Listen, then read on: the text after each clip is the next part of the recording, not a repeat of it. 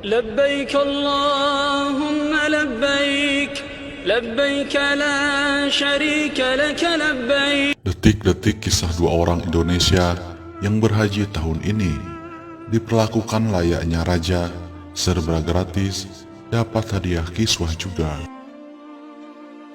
Demi mengekang penularan virus corona, pemerintah Arab Saudi hanya memberi kesempatan kepada warganya dan orang asing yang bermukim di negara itu untuk dapat beribadah haji tahun ini. Itu pun dalam jumlah yang sangat terbatas, hanya 1.000 dengan pembagian 300 untuk warga Saudi, selebihnya warga asing. Peminat diminta mendaftar secara online di Kementerian Haji tanggal 6-10 Juli. Kementerian itu lalu menentukan siapa yang diterima dan yang tidak diterima untuk beribadah haji. Di luar dugaan saya diterima. Masya Allah, saya merasa, kok saya merasa tidak pantas, kata Atta Farida. Farida adalah ibu rumah tangga dengan 3 anak yang sedang bersiap kembali ke Indonesia setelah 1,5 tahun tinggal di Al-Khobar, 2 jam naik pesawat dari Jeddah. Muhammad Wahyu baru 1 tahun menjadi guru di sekolah Indonesia di Riyadh. Farida baru tahu ia terpilih setelah petugas menelponnya dan menanyakan apakah ia mau beribadah haji. Tidak percaya, Farida segera menutup telepon untuk memberitahu suami.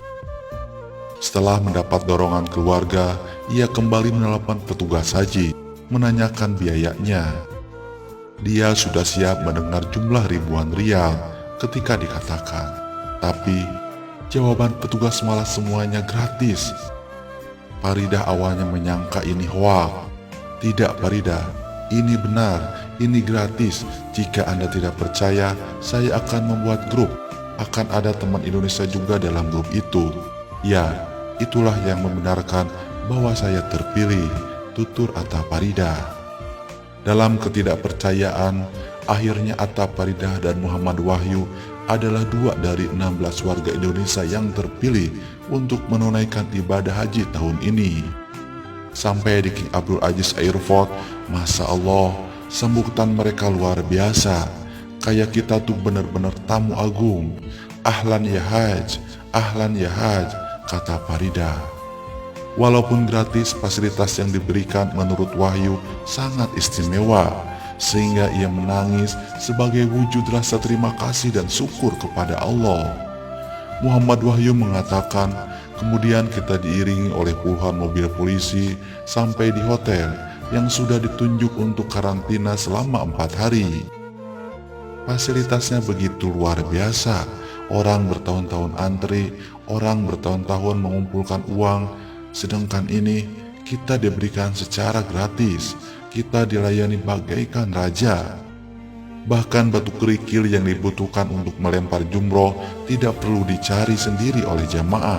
Semua sudah disiapkan oleh petugas dan sudah didisinfektan. Untuk minum air Zam-Zam, jamaah tidak perlu jauh-jauh.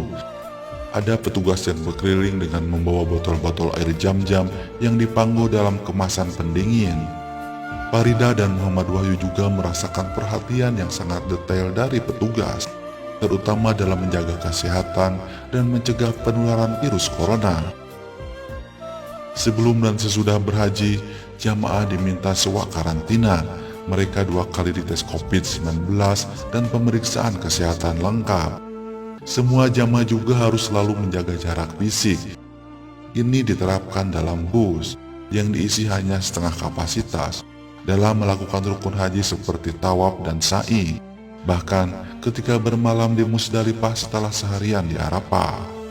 Farida dan Wahyu memaklumi semua langkah pengamanan itu dan tidak menganggapnya sebagai pembatasan. Di depan Ka'bah, ia mencurahkan perasaan.